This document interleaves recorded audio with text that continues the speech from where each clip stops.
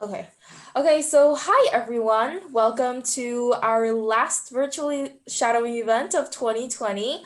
Thank you all so much for coming. I'm Michelle, if you don't know, and I hope you guys learn a little something today. Okay. I'll pass it off to Abigail. Yeah, so today we have our 13th guest speaker, so you can start whenever you're ready. Okay, hi guys. My name is Dr. Chandrasekaran, or Dr. C, as most people call me. I'm pulmonary critical care. So I work in the ICU as part of the critical care part, and for the pulmonary part, I'm a doctor in the study of lungs. So different types of lung diseases like COPD, asthma, pulmonary hypertension, idiopathic pulmonary fibrosis, any type of pulmonary fibrosis, pneumothorax, air in the lungs. It's basically anything to do with the lungs and ICU. Thank you for having me on. Okay. So I guess I'll answer questions, or is there a format? Uh, could you tell us a little bit like about what you do and how you got to become a doctor and like what are your like hobbies outside of like medicine, maybe Yeah. stuff Okay, like that? cool. Yeah. So I first started out back in, I grew up with a doctor in the family. So my mom is a family physician. She's family medicine trained and she's been practicing. So I always had an influence in my life of going into medicine. So when I was in high school, even middle school, I always thought it was really cool to kind of be around her and hear her talk about her cases and just her patients. They all gave her like a lot of respect. She was pretty respected in the neighborhood, if that makes any sense, in the community. And when I went to high school, she was able to kind of get me into shadowing with her. So I was able to see what she does. And I just thought that it was absolutely phenomenal and so cool how she just sat down with the patient and really kind of broke down what was going on and just was able to help the patient. And that to me was just huge. And the biggest part about it was the connection she built. And being in family medicine, you really get to build like a long-term connection. And really in any outpatient field, I would say you start from the beginning and you kind of work your way and grow a bond with the patient as you go through what they go through. So I think that was really cool. And another big thing that kind of really hit me was just the gratitude of helping and just seeing the result, if that made sense. And if, for example, when she had a patient with, I don't know, like a rash or cellulitis, or somebody that was really sick, AFib, she was able to diagnose these problems that somebody would come in with. And I was like, wow, it's like a mystery kind of thing. So that definitely took a huge impact on me. Throughout high school, I always thought I wanted to do hematology oncology, which is more a study of cancers and like blood disorders. That was kind of like my go-to. I was like, okay, this is what I want to do. This is what I want to do. I shadowed a hemonc. I went to their outpatient clinic, and I was like, this is really cool. This still seems like what I wanted to do. But then I realized it kind of wasn't for me in the sense that during my med school rotations, when I actually did an elective, I realized well, a lot of these patients, it's kind of, you have to have a certain personality to deal with this. A lot of death because they're they're very sick. They have cancer. You know that it's possible that they might have a terminal prognosis, even though you're doing everything that you can. There's a lot of clinical trials. You always have to be up to date, which I mean, in critical care, you do too. In the ICU, I mean, you face life and death in the moment. But I kind of felt like it wasn't for me. Then I was able to, during my med school rotations, I was at a hospital in my third year doing my internal medicine. I still remember this to this day. I was in a code overhead. They called like code blue, come to room, like whatever. So I went there and I was just like a med student. I didn't know what was going on, but people were jumping on this person's chest, like beating down. And they're like, oh my God, this patient's in asystole. And you just see like a flat line. And like, it was chaos. There was like 10, 12 people in the room, someone pushing meds, some code leader screaming, okay, what time is it? Continue compressions, get the epi ready, things like that. And I was like, wow, this is so cool. And then like, I don't know, 5-6 minutes later, the patient ended up intubated, but with a pulse. And then a week later, I saw that patient, the patient was doing well. And I was like, what? You died. So I just thought that was so cool. I was like, wow, you literally brought someone back from death to life. And it was actually the ICU doctor who ran that code and managed them in the ICU after the code. So that really kind of solidified my decision to go into critical care. So that's when I was like, this is what I want to do. And then I got the opportunity to rotate as a fourth year med student in the ICU. So I was able to do 3 different rotations in 3 different ICUs. I did one in New York, one in Florida, and one in Georgia. And I just saw the way that the ICU doctors got to treat each patient from head to toe. You manage every single system. And I just thought that I was like, this is for sure, I'm going to apply into this. And then my love of pulmonary came in residency. So not in med school. I always thought I didn't really, it's kind of hard. It's not hard, but it's kind of confusing, I would say. As a med student, I would be reading these like AA gradient or ABGs, the blood gases, acidosis, the alkalosis, the delta-delta ratio, all that you read and you're kind of like, how does this make any sense? But I would say in residency, when I was able to apply that, I was like, wow, this makes a lot of sense. And that's when it clicked to me that I really like pulmonary as well. So in pulmonary, we're able to manage the ventilators, able to see different pathologies of the lungs. And it gave me a full sense of like, okay, this is what I do, pulmonary critical care. Because there's different pathways you can go into. After you do internal medicine residency, you can do just critical care, or you can do pulmonary critical care, or you can do neuro critical care, which is when you do neurology and critical care. There's different types of neuro ICUs that you can work at that manage things like brain bleeds, herniations of the brain, meaning like when the brain is kind of coming down into the spinal canal. So that's what we call herniation. So there's different types of ICUs that you can work for. There's ICU in general is a very, it's non-specific. There's no real specific way to get there, if that makes sense. You can do general surgery and do ICU, so that's surgical ICU. You can do trauma in ICU, so that's trauma critical care. So there's different ways to get to ICU, but once you're there, you love it. So you can even do ER in ICU and anesthesia in ICU. I think that it's a great field. It's this year has changed my practice and just everybody I worked with a lot in terms of the way we practice, what we see because of COVID. So COVID has definitely taken over. From March to last night when I was on and tonight when I'm still on, there's so much COVID. And all those patients come to us, the really, really sick ones, the ones that are on the ventilator, the ones that are requiring higher amounts of oxygen, the ones that need to be monitored one-to-one with one nurse to one patient, they all come to us. So it's been tough, a lot tougher than normal. Our patient census is really high. So that's been, that was pretty much how I got into ICU. So there's different ways and pathways that you can take to go from med school into pulm crit. You can also do internal medicine and pulmonary alone. So that's definitely another way as well to get into pulmonary critical care. I think, Michelle, you had mentioned different things that I like to do outside of medicine. Outside of medicine, I love to spend time with my family. As we grow older, we realize how much our parents mean to us. In the beginning, when I was younger, I was like, oh my God, leave me alone. But now I'm like, I'm the one bugging them. I'm like, come hang out with me. So I haven't seen them because of COVID or COVID. I'm afraid to, give it to them. But when I am usually around them, I always do bug them. I like to watch a lot of movies, especially these days with Christmas movies. I've been watching a lot of shows and just reading a lot of books. I used to, do all the things, go out, movies, bowling, Top Golf. I like all those, but with COVID, everything has definitely changed, I would say. I think that it's interesting because I was talking to my friend about this. America has definitely has now a renowned love of the outdoors, because now we would be like, oh, let's go hiking, or oh, let's go do a picnic, or let's go on a boat, things that are just kind of socially distanced, but there's a lot of ventilation, because that's one of the reasons why COVID spreads when there's no ventilation and it's just the same air being stagnant. So that's one of the things I think that's been an interesting find of COVID. I'm seeing here, you guys have a few questions, so I'm going to start answering them. There's a question saying, can you go into depth?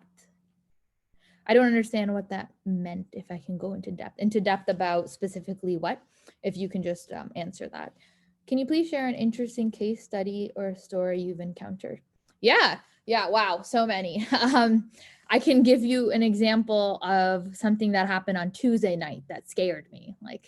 So I'm now a second year, going to be a third year, so going to graduate next year. But not many things. I've seen a lot, but a few things really, really scare me. And one of them is bleeding from the airways. If you're bleeding from your airway, so we had this patient that had very low platelets, and platelets are needed to help with coagulation. If you have low platelets because of medications or liver disease or bone disorders or cancer, your blood doesn't clot. And if your blood doesn't clot, like if I were to cut myself, like scratch myself, and I had low platelets, I would just bleed out, or very severely low platelets, and it was a big cut. Otherwise, if it was just a small cut, then it's slow bleed. Harder to form a scar than a normal person. So basically, this patient had very low platelets and needed to be intubated because their breathing status was just so bad they couldn't breathe on their own. So we call anesthesia, get ready to intubate. They tried to intubate and not able to pass the scope into her lungs, into her trachea. So then we're like, oh no. And then while the intubation is happening, she starts bleeding and just like nonstop bleeding. And then I was like, oh, this is not good. And everyone looks at me and they're like, doctor, what do you want to do? And I'm like, what do you want to do? So that was definitely nerve-wracking. It ended up being, she had diffused alveolar hemorrhage, which is a condition of, you can see it in cancers, you can see it in autoimmune disorders where they start bleeding from their lungs. The arteries in the lungs just don't coagulate and they end up getting diffuse, they end up just bleeding. It's kind of non-specific finding or non-specific like way to call it, but that's just what it is. It's just severe bleeding in the lungs. The way you treat it is you can give steroids, and steroids will stop the inflammation, and with the inflammation stopping, you hope the arteries will stop bleeding and kind of vasoconstrict on itself. So we gave steroids, very high dose. We ended up getting the intubation, the tube in. We did a camera, we took a camera and went into her lungs and realized she was bleeding from the right side. So we put that side down. So we flipped her on her right side. So all the blood would kind of just stay on the right side. And then we tried to ventilate her left lung. So that was interesting. That was a pretty crazy night. That's definitely been, that was a very interesting case. And it actually happened like 3 nights ago. So COVID has been interesting. COVID is just all over the place. Once a patient who has COVID, once they get intubated, it's such high chances of multi-organ failure. And the reason is because the minute you put the tube in and you put them on the vent, it's harder to control their kidneys. It's harder to control their neurologic function. So they're prone to strokes. They're prone to clots. They're prone to kidney failure. So then once you intubate anybody, their blood pressure usually drops. And if their blood pressure drops, they're not perfusing. They're not perfusing their lungs. If they're not perfusing their kidneys, their liver, any other organs, their brain, then you can go into failure of those organs. So what ends up happening in patients that get intubated with, just in general, their blood pressure will drop, and then that will decrease the blood flow to the kidneys. And when that happens, they start developing kidney failure. And what we're seeing with COVID patients is the kidney failure starts getting really, really bad, that they end up on dialysis. And then that's just a huge mortality. That's just really bad for their bodies, and it's hard for them to compensate. Can you describe how your practice has changed due to COVID? Yeah, it's changed a lot. Every time I go into a room, I double glove. I have to put on like the yellow dress. My hair is always in a scrub cap. I have two masks on, the N95 and then a surgical mask on top and a face shield or the goggles. My practice has changed because it's now something that I always have to think twice about, and I always have to go the extra step for every COVID patient. So for anybody that, if they call me on the floor and they're like, oh, this patient has COVID, they're becoming worse, shortness of breath, or they just seem like they're not breathing okay, I have to go assess, but be careful. I have to remember to be careful of myself so I don't get it, and be careful to make sure that I'm still treating the patient appropriately. So it's a fine balance, I would say. And families. So with COVID-19, the families can't come into the rooms. So that's something huge that's changed. Prior to March, in like February, January, anytime I would go into the ICU, there would always be family there. So I'd have to stop and like take my time and talk to the families in person, which was a lot better because at least the ICU is a very scary place. You don't go into the ICU unless you're pretty much dying or you're sick. You're super sick. Because usually you're just admitted to the floors. If you're coming to the ICU, you're sick of sick. So it's not an easy time for families. So with COVID, I also have to take the extra step to call the families and then tell them, give them updates. And the biggest problem or the biggest part that's really sad is getting their code status, telling them that their family member might die without them even seeing them. And that's been like a very hard thing to do. And it still is a hard thing to do. Like on Wednesday, we had this patient and both her parents were in the hospital with COVID in the ICU, both her parents. And like, it was so sad. Like I had to, when I called her and then she was just, it was a really sad conversation. I mean, how do you tell somebody that both your parents are on their deathbed, you know? So it's been challenging, but we're all getting through it. And hopefully, you know, with the vaccine underway, that's positive news for us all, which I will be getting my vaccine tomorrow. If you follow me on my stories, I will be showcasing the vaccine. Can you talk about your undergrad journey, your major, what extracurriculars you did? Yeah. So my undergrad, I did a psychiatry minor and a biology major. I did a biology major and psychiatry minor. So I would say that in undergrad, what helped me the most was a lot of my extracurriculars kind of, I guess, brought me to being accepted into med school. I went to Caribbean med school. So I went to American University of Antigua. And I don't believe in any stigmatism between Caribbean and American at all. My husband went to American med school and I went to a Caribbean med school. My mom is from India. My sister was from India too. And she's practicing family physician. My mom's practicing. So I don't believe in any stigma. I'm exactly where I wanted to be, if that makes sense. So in undergrad, I was really set on med school. So I knew going into undergrad, I was like, okay, my goal is med school. So I'm going to do everything that I can to get into med school. So I definitely put a lot of pressure on myself, I would say, by doing that and thinking that in my head, like, oh my God, I need to do this. Oh my God, I need to do that. But so I kind of feel like in the beginning, I was so strung up on, okay, I need to just study. But so then that kind of took a turn. I was like, this isn't going to help, this isn't going to help my mindset. So I kind of like started slacking off. I joined a sorority.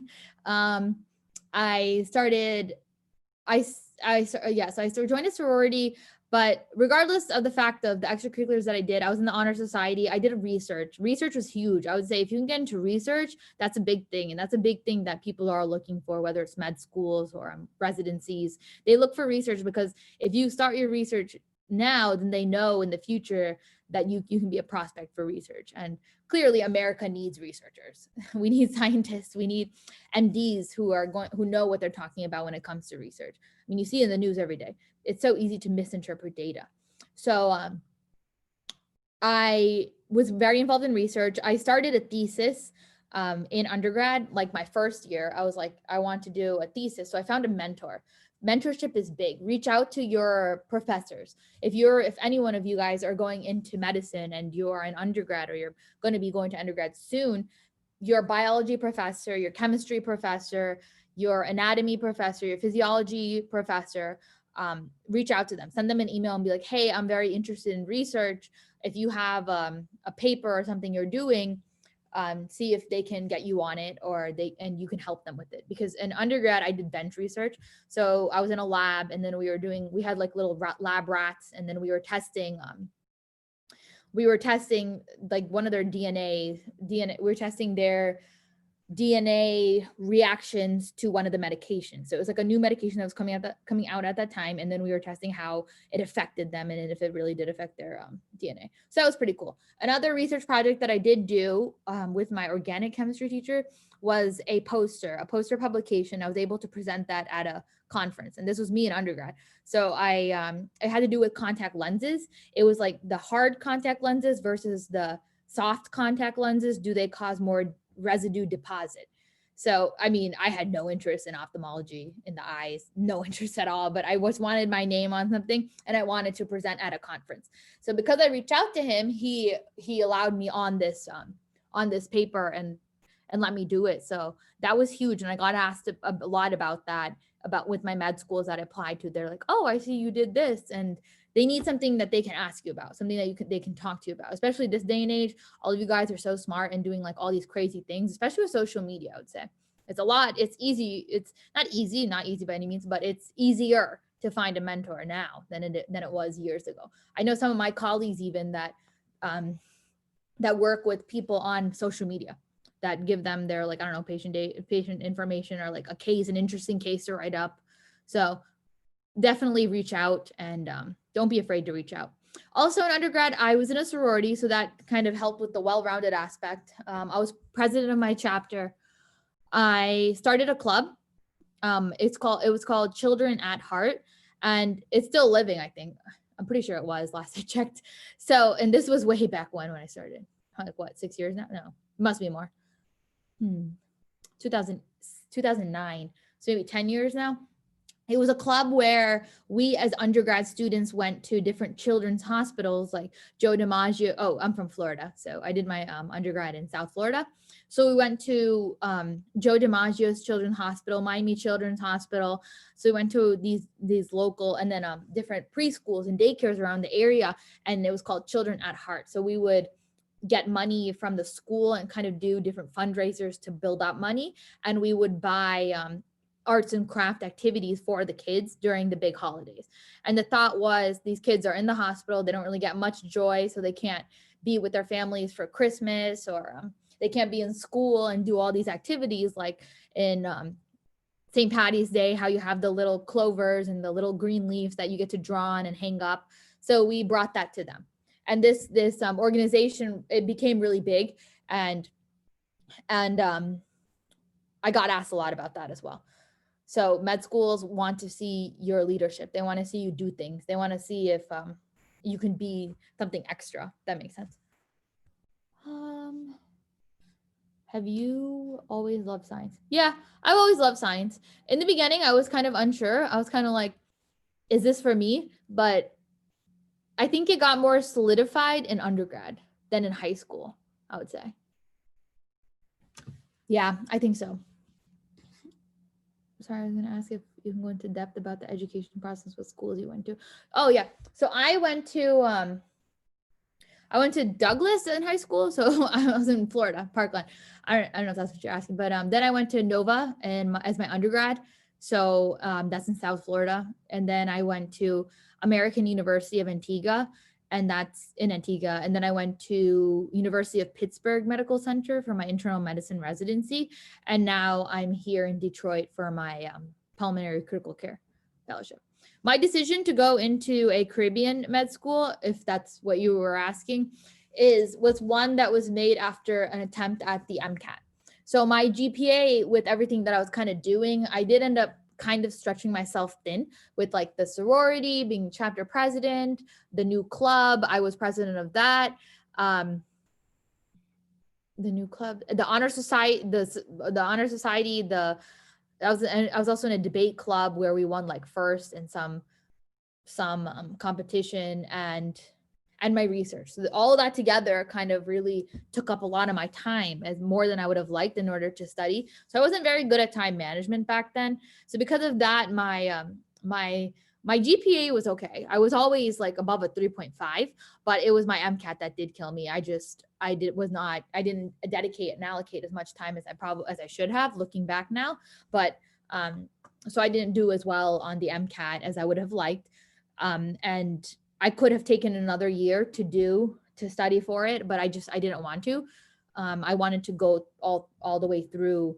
And because of that, I was like, okay, well, I'm okay with Caribbean schools. So I did interview at the Caribbean school, and I really liked it. I liked the fact that Antigua has a association with Florida International University. Because I'm from Miami, Miami. Because I'm from Miami, I wanted to do something there in terms of my medical rotations. So AUA has a program with Florida International University where you can do your third year there. So that's pretty much what I did.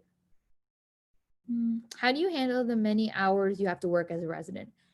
So I'm a fellow, but as a resident in I graduated residency 2019. So it was rough. 2019 was still last year. Yeah, so I graduated that last year. It was rough. The amount of hours, I would say, in some rotations were worse than others. In internal medicine, when you have a lot of admissions and you have like an intern to teach, med students to teach, it can get a little overwhelming. But you do time management and prioritization, I would say.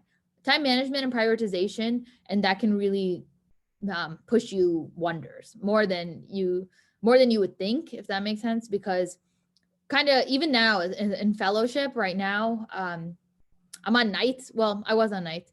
There's just so much. There's always something to do. I'm always like, oh, I should be studying like CT images, or oh, I should be reading for my boards in November next year. There's always something I could be doing, but it's all about time management and prioritization. And one thing I'm very big in and very strong in is wellness.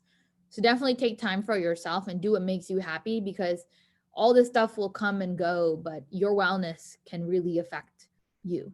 So I'm really big on balancing and living my best life, even though I'm here in Detroit working COVID nights. But it can get overwhelming, but I've been doing it for so long now that I feel like I've come up with a way for myself. And I really believe that everyone needs to find the specific way for themselves.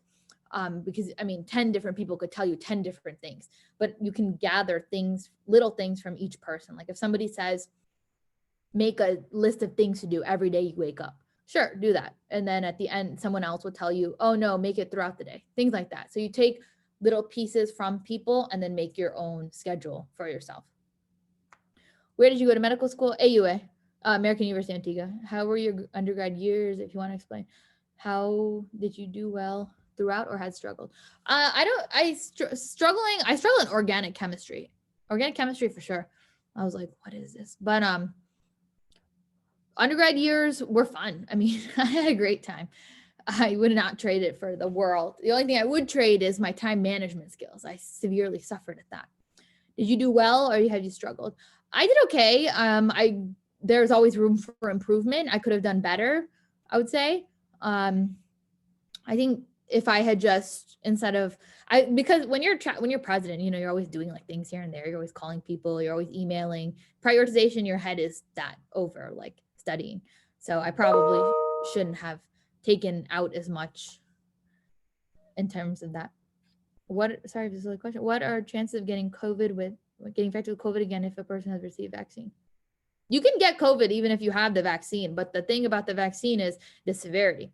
So even if like, I don't know, you know how they're saying there's a 99.9% you're okay, 99.9% of people aged 18 through 29 are okay with COVID if they get it, but there are still people that aren't. So like, for example, I had just admitted a 30-year-old who ended up getting intubated, and I had admitted a 20-year-old who ended up getting intubated as well. So those people, if they had the vaccine, theoretically wouldn't have gotten that bad. Maybe they tested positive, just had a little sniffle, but it wouldn't have gotten that bad.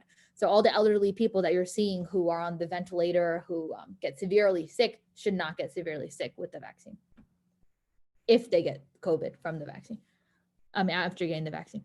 What were the chances of getting into residency after obtaining MD for Caribbean Med School? Was the curriculum tough? The curriculum is tough. Yes, the curriculum is very much the curriculum is tough, but it's also very much how you make it. So, because I'm sure you guys have heard the horror stories of like 50% dropout from the Caribbean, or like, I don't know, 30% dropout. It's more how you study on yourself. Because there's a lot of distractions when it comes to the island, a lot. When you're on your own, you're on this island, a beautiful island where there's waterfalls, there's parties every night, there's so much beautiful scenery, all these restaurants are open, you can do whatever you want. So you're on your own, and you can go to class. It's optional. It's not optional, but you should go. And so what I would do is I would go to class every day, and then I would come back and reread the lecture. So I would reread what I just heard again. Every day. In med school, I studied like crazy on the island. I would go to class, come back, read, and then read that specific part in the textbook chapter to make extra notes to it. So you can definitely do it. The curriculum is tough, but you can get through it. What are the chances of getting to residency after MD from Caribbean Med School? So it used to be way more difficult. There was a stigma attached to anybody who went to the Caribbean, like, oh, you can't get into residency. Oh, it's going to be so much more difficult for you. I'm not saying it's not difficult. I'm not saying that it still is not difficult. It is difficult, and it's still even more difficult than an American grad. But I do think that it's gotten less difficult because there are more people coming from the Caribbean that are matching and are doing well. So even though people from my class who have matched into residency, we're not only just doing residency, we're doing well in residency. So, and getting into these big fellowships. So they're seeing it. The people who we went to, like our program directors, our schools are seeing it. And they're like, you can go to this school because this person graduated and did well from here. So they're more likely to take more people. And that's why I think that it's totally good. What courses did you take in high school to help you get to where you are today? In high school, you have a pretty set course. You have your own requirements for high school. I don't think that there was anything extra I took. I did do volunteering. So I did do extra volunteering in hospitals. I did extra volunteering in like my mom's friends' clinics to get some hours here and there. I did some AP classes just for the credits. That helped me. Doing the AP credits, the AP classes to get the credits help your undergrad to be like a little smaller, so you have more room to kind of figure out what you want to do. I would say I did enough AP credits to gain a year. So I think that helped. What if you were done with undergrad and want to continue your education? What are ways to get research opportunities? Just more experience for PA school. So after undergrad, if you want to continue your education, there's grad school after undergrad. Ways to get research opportunities. There's a lot online now, and there's a lot through social media. There's a lot through social media. There's a lot online, and anybody who you worked with in your undergrad, if you email them for opportunities, they probably know somebody who knows somebody, more than likely or not. Any mentors that you have, anyone that you have, you got to network and kind of reach out to people here and there for research opportunities, because they are there, especially now with COVID and the vaccines, and research is the big thing. Just more experience for PA school. PA school I know has a lot of hours, so shadowing I think is a big thing with PA school. I'm not too familiar though, because I'm not a PA, but so I will defer that question. What changed for your love for science from high school to undergrad? Actually reading more into it. In high school, it's very basic. You don't learn too much in high school about science. You learn the very basics. But when you go into undergrad, you start reading about the body. You start reading the different muscles. You start reading photosynthesis, glycolysis, Krebs cycle. You start reading all that. And then when you go into med school even further, you start to see what, how, and what, and why. And so it comes together. That makes sense. In high school, I was kind of like, I don't know why they're teaching me this random words or this, why am I doing this? But in undergrad, it starts coming more. And then in med school, even more. It comes together full circle. What is your work-life balance like? My work-life balance now with COVID is difficult because there's not really much to do, but I'm really big on work-life balance. So even though I'm from Florida, like my parents are there, my husband is there, he practices there 7 days of the week, and then he comes up here for 7 days of the week because he's a hospitalist, so he's internal medicine. So every chance I get when I have a weekend off and I'm not on call, I try to go to Florida. I try to travel because I'm very big on traveling. Any weekend I get free, I'm always out and about doing something or the other, I would say. I take time for myself by watching shows, cooking, meeting up with friends, safe environments, of course. Yeah, I'm really big on just kind of keeping a strong work-life balance because it's so easy to get overworked and overburdened and burn out. So easy. I would definitely say in like probably April and May, I was getting to that point where I was like starting to get burnt out because that's when COVID was like very strong and out there, and it was so prevalent in our hospitals. Almost every person I admitted was COVID. We had like over 100 patients with COVID that I was managing, and I was just it took a toll on you physically, mentally, and emotionally. You're calling up family members. You have like 30 seconds to talk, like, hey, I have to tell you your family member died next. Like it was just horrible. But after that, I took some time to myself for like a weekend. We don't get too much time, but I'm more of an optimistic person in general, so I think that helps too. Did you do any clinical experiences in undergrad? Yeah, so I started by clinical experiences. I started shadowing my mom like in high school. So I would go to her clinic. I would go to the hospital with her. I went to the clinic. I went to her friend's clinic. So like hematology, oncology when I thought I wanted to do that. I went to cardiology at one point. I thought I wanted to do that. So I was able to get clinical experience in undergrad like that. If you don't have anybody that I would say email some people here and there and see if you can shadow them, or even I know online now there's a lot of social media, the shadowing experiences. So that's always a huge plus. Could you talk about what you wrote about in your personal statement for why you wanted to do medicine? Specifically, I need this, my personal statement for residency or for medical school? I mean, I guess it's kind of a general question, why I want to do medicine. Oh, for med school. Okay. There's no real one incident for me.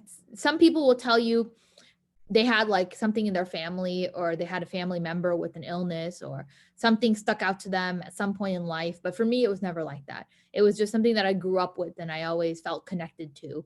And I always envisioned myself doing this. So I didn't really write about a specific incident. I kind of, like what I told you guys, growing up with medicine, being exposed to it every single day of my life, hearing my mom speak about it, going to clinic with her. Then my sister went to med school and she's older than me. So kind of, I always thought that this is what I was going to do. It was never a specific moment. And it really solidified for me, like I was saying, when I would see the response of patients to my mom, and see how they were treated, and how they responded to any type of treatments or therapies, how medicine was like a puzzle. You would put the pieces together. Somebody would come in and tell you symptoms like, I have cough, I have shortness of breath, I have a rash here. So as a doctor, you would put these together. And I always thought that was super interesting. So I did speak about medicine being kind of like a puzzle and trying to figure it out. And so I kind of worked off that. Did you think exploration into undergrad courses for maintaining a high GPA and required courses have a major impact on time that you've taken to enter? I don't think I understand that question. Did you think exploration into undergrad courses for maintaining a high GPA and required courses to take have major impact? I'll try to maneuver that question, but I'm a little confused about it. I'm not sure if you're asking me if I think having a high GPA will help getting into med school, because yeah, I do think to an extent. I mean, no one needs to have a 4.0 for sure. I'll tell you that much. I know people who had a 2.7 that are like amazing practicing people today. It's hard when we're younger because we're tunnel vision. We're like, okay, you need to get this to be a doctor. You need to have a 3.8 or you'll be a sucky doctor. None of that's true. You just need hard work and perseverance. You don't need a high GPA to get into med school by any means. You need to show that you're well-rounded. You need something to stick out about you. It doesn't have to be your GPA. It doesn't have to be your MCAT score. It doesn't have to be your ACT score. It could be something that you did. For me, I got asked a lot about that club that I started, the Children at Heart. They thought that was super cool. The med schools, they were like, wow, you started a club. And the bench research I did with the mice, they thought that was super cool too. They're like, you're 17 and you're doing bench work research. Like, that's pretty cool. So you need something to stick out. You don't need a high GPA. I did not have a high GPA. And my MCAT score was not good at all. So I didn't have that going for me, but it didn't mean I'm not where I want to be now. Do you recommend gap years? Me personally, I did not take a gap year. Recommend is hard for me because I did not take one, but if you're in a position or circumstance where you feel like you need to, I'm not against them. I don't think that a gap year will hold you back from anything. I think if you feel like you need a gap year to figure things out or it will help you to do something, then I 100% say go for it. I don't think that it would stop you or keep you from pursuing what you need to. It depends on how productive it is, right? Like if you spend planning for courses to take in undergrad and graduate. What depends on how productive it is? I'm a little confused about that question. Was there anything that discouraged you, such as parents? And if so, what did you do to get over that? So in the beginning, parents did discourage the Caribbean thing, I would say. In the beginning, they were kind of like, well, who knows if you'll get into residency if you go into Caribbean, or maybe they didn't want to tell their friends that, I don't know, I'm in a Caribbean school, their daughter's in a Caribbean school, who knows?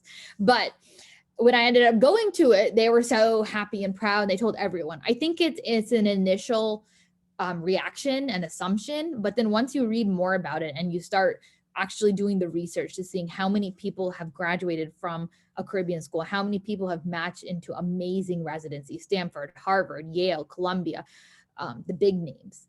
And then you'll realize that it does not matter. It really doesn't. So that would probably be the discouraging part.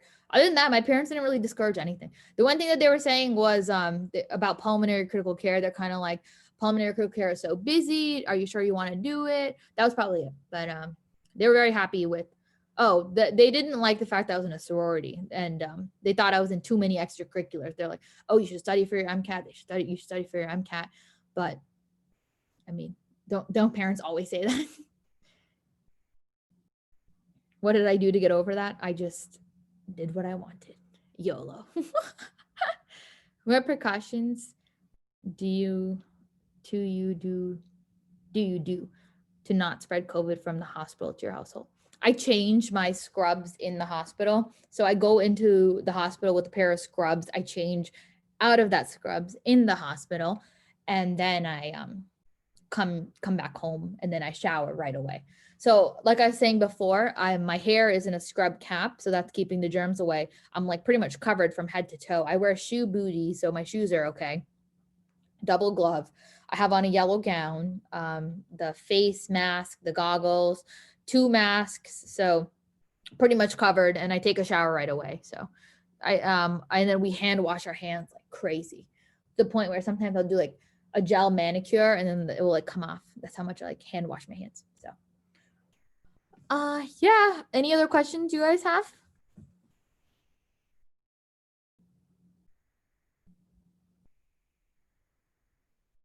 Okay, well, it was very nice talking to, is it frustrating to see all the misinformation people spread? Oh my God, yes. What do you think about people not wearing masks or not wanting to get the vaccine? It is extremely frustrating to see all the misinformation spread. And the reason is because, so like I was telling you, I'm normally like a very optimistic person.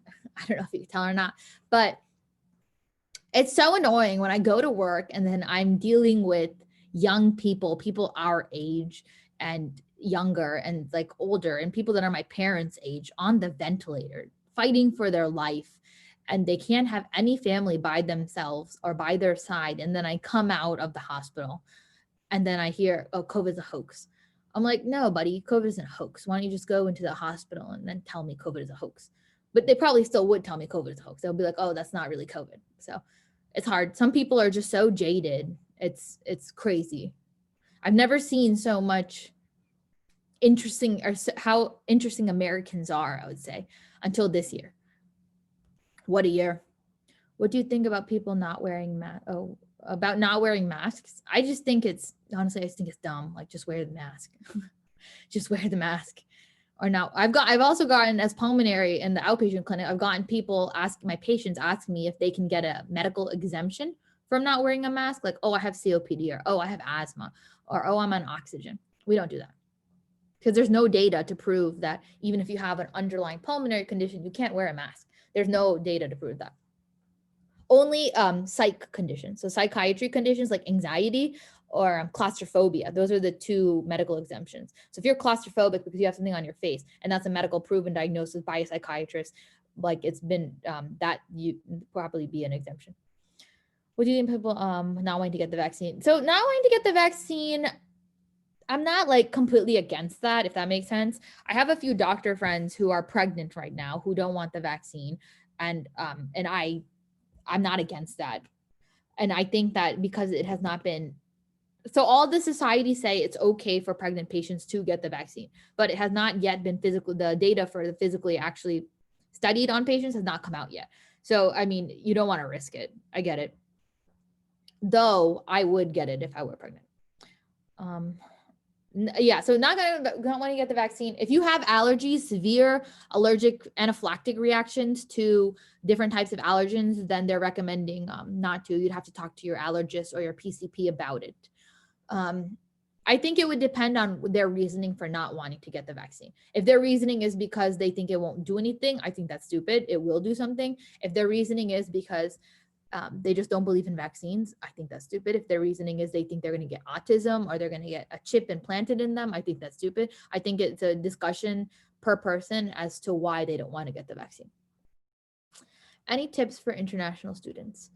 Yeah, I would say just do your best, continue to do research. I think research can get you a long way. Network with people here in America. Try your best to just network with whoever you can. Try to attend conferences, international conferences or conferences wherever you're at. Putting these on your resume, your CV will definitely help build up for when you do apply. Studying is the USMLEs are going to be big. Definitely study hard for them because those all come together as like a whole. Once again, I think social media has been huge for just everything, education, networking, meeting people. Because none of us had this when we were in undergrad or med school. So I like social media, and I know I've gotten a lot of feedback from a lot of students that they like, I don't know, they liked me. So they kind of, at least even me, I like looking at other people. I would be like, oh, when I finish, that's who I want to be like. It's sometimes good, I would say, to see an inspiration, because I always look, even me, like I follow some people and I'm like, oh, that person's so cool. That's who I want to be like. And like, it helps me when I'm like burnt out, or I'm just like, oh my God, I have to do this and that and this. Like right now I have like so much to study and like I have research to do.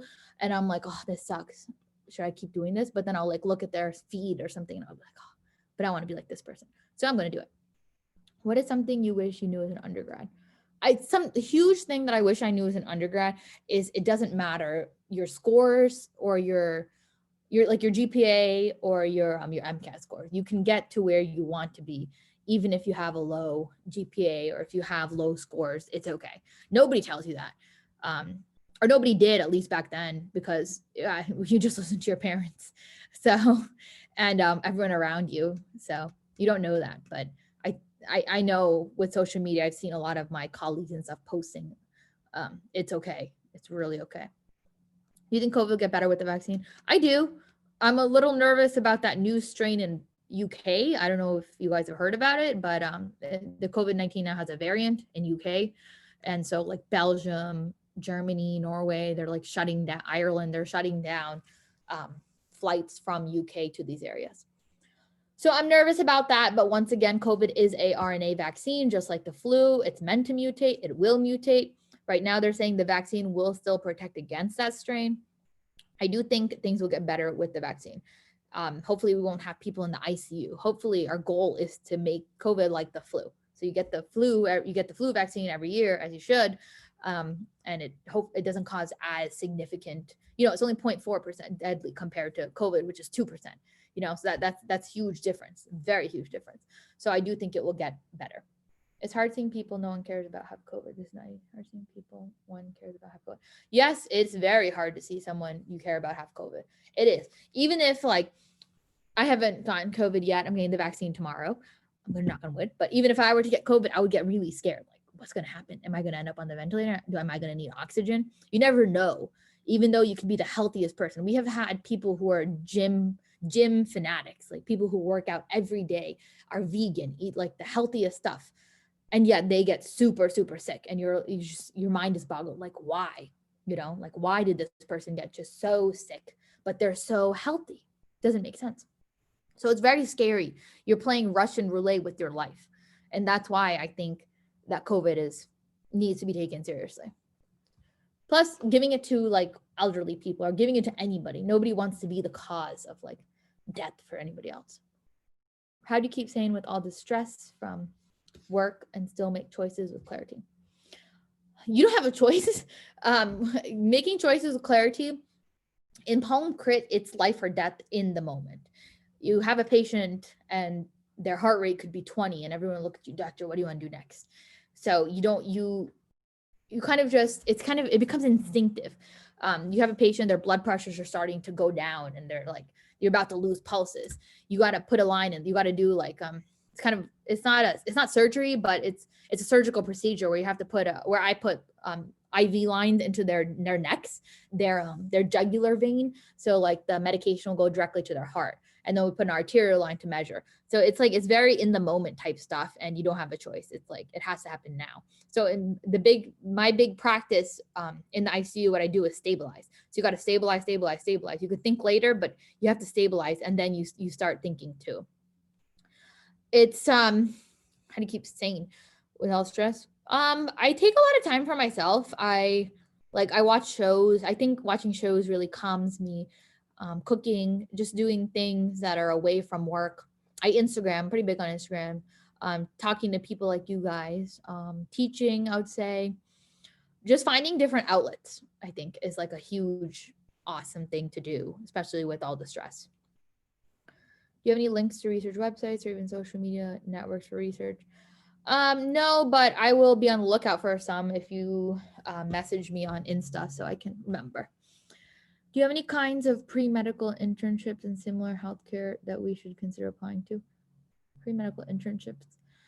I think it's hard with COVID. Like, I don't know how many of them are open / taking people in person to go. I do know that there are a lot of these virtual ones where a lot of my colleagues are coming on here with different cases. I've been on a few of these with different cases as well, and those count towards hours.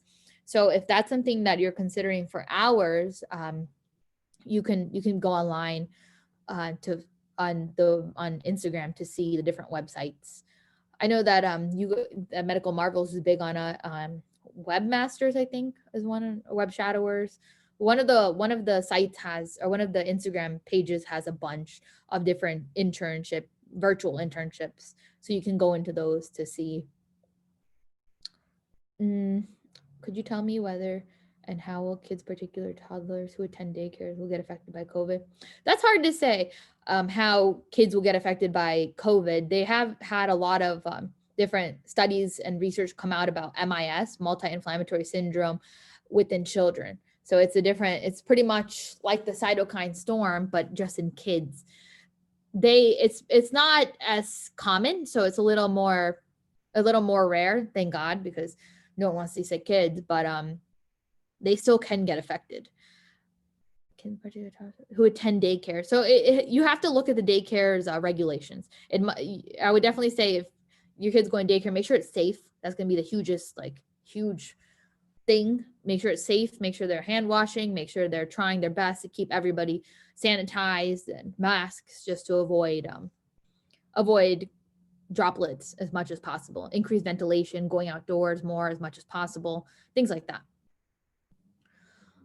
All right, I think that's about it. That about wraps up the questions. All right, if you guys do have any more questions, I will put my information here, and then you can message me or email.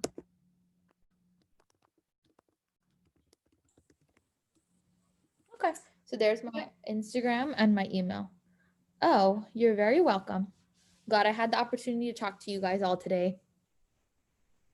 So thank you so much for coming, and thank you for everything you're doing for us for the coronavirus as well.